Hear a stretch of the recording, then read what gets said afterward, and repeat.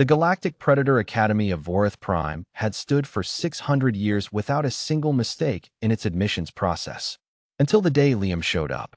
The error was bureaucratic, a clerical catastrophe buried inside 17 layers of automated intergalactic paperwork. Someone in the registration office had confused the species tag Homo sapiens with Homo syntheticus, a docile servitor species from the Orion Belt. The admission was approved, the dormitory assigned, the welcome package sent. By the time anyone realized the mistake, Liam was already unpacking his bag in room 7B, eating a protein bar, and looking out at the crimson twin moons of Vorith Prime with the quiet, faintly amused expression of someone who had absolutely no idea what he had walked into, and somehow didn't care. The Academy existed for one purpose: to train the deadliest hunters in the known galaxy. Its students were Varithians, Krelln stalkers, Shadowbloods of the Ninth Nebula, and the rarely admitted Graxi, beings whose evolutionary heritage was 9/10 murder and 1/10 territorial posturing. They had fangs, venom sacs, echolocation, natural armor plating, and in the case of the Graxi, the biological ability to dislocate every joint in their body simultaneously to squeeze through spaces the size of a clenched fist. Liam had a protein bar and a slight caffeine dependency. Arya noticed him first. She was the Academy's top-ranked student, a Varithian female, 7 feet of elegant predatory instinct wrapped in silver-scaled skin. Her eyes were the color of deep amber and could track movement at 300 meters in complete darkness. She had broken 4 Academy training records in her first year. The other students respected her the way prey respected a shadow moving beneath still water. She spotted Liam in the mess hall on the first morning, sitting alone, eating something from a small rectangular package, reading what appeared to be a physical paper book. A book, made of paper. She had heard of such things the way one hears about extinct species, academically, distantly, with mild curiosity. She sat across from him, because predators investigate anomalies. It is what they do. You are the human, she said. Liam looked up. Liam, he said, and offered his hand. Arya stared at the hand. You want me to grip your limb? It's a greeting. A handshake. She gripped it experimentally. He didn't flinch.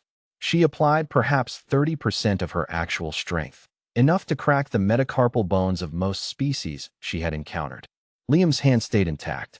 He shook once, firmly, and let go. She recalculated several things in the space of half a second.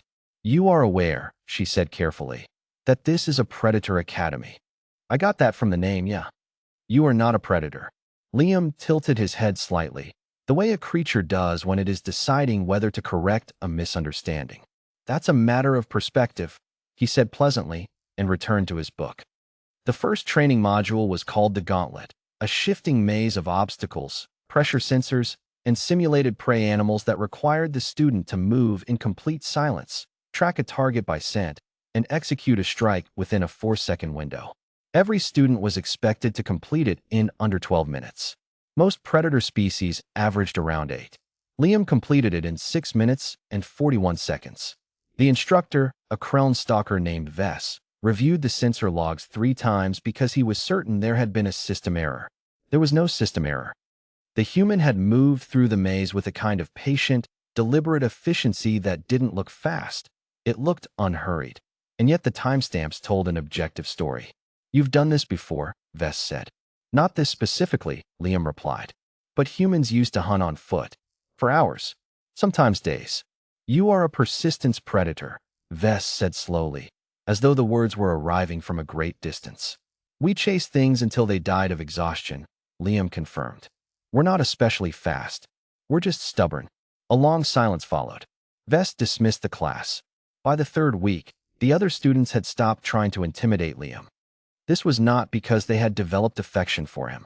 It was because the attempts kept backfiring in ways that were difficult to explain and more difficult to recover from. A Graxi named Keth had cornered Liam in the corridor and attempted a dominance display. The full posture, the bioluminescent threat flash, the subsonic growl that caused smaller species to experience involuntary muscle collapse. Liam had watched the entire performance with his arms crossed and the specific look of a person who has watched a cat knock something off a table, present, aware, faintly entertained. Then he had said, quietly, "You're scared. Keth's threat flash had short-circuited. The growl stopped. The Graxi had stared at him. Predators don't display, Liam continued, in the same conversational tone he used for everything. They strike. You're displaying because you want me to leave without a fight, which means you're not sure you'd win the fight.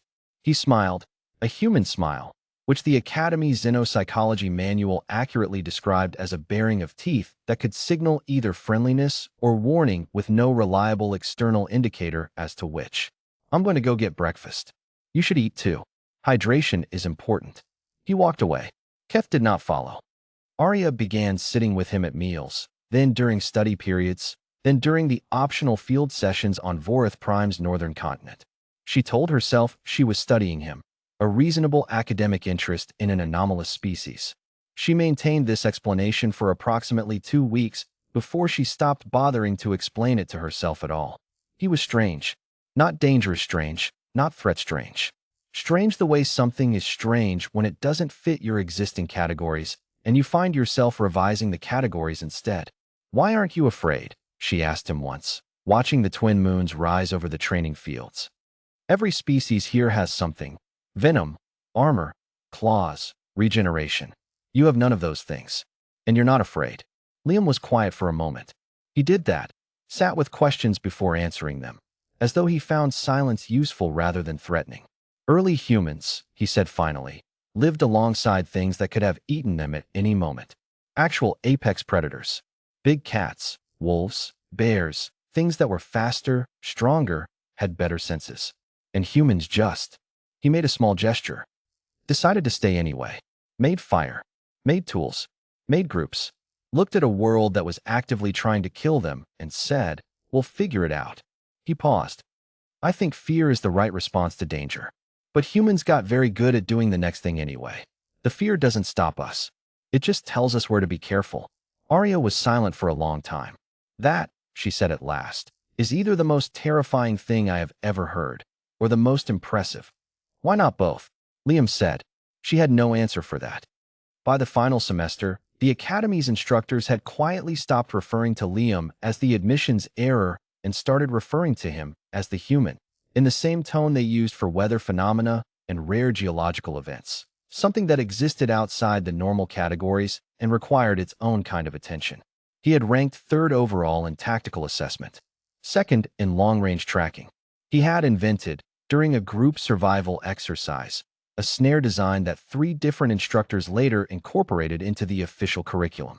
And he had done all of it without venom, without armor, without echolocation or threat flash or regenerative tissue. He had done it with patience and stubbornness, and the unsettling human ability to look at a situation that should produce panic and instead produce a plan. On graduation day, Arya stood beside him in the ceremony hall and looked at the assembled graduates, representatives of the deadliest species in a dozen star systems, and then looked at Liam, who was standing with his hands in his pockets looking mildly pleased. The administration is still embarrassed about the admissions error, she said. I know, Liam said. They're going to open a human admission track next cycle. I heard. She looked at him. You knew this would happen. He turned to look at her. That small, undeclassifiable smile again. Teeth and warmth and something underneath both that she still, after an entire year, had not fully mapped. I had a feeling, he said. Arya had spent her whole life being the most dangerous thing in any room she entered. Standing next to Liam, watching him accept his graduation certificate with a polite nod, she thought, not for the first time, and not with discomfort, but with the clean clarity of a predator finally recognizing a peer, that the universe had been sitting on humanity for a very long time, and was only just beginning to realize what it had been holding.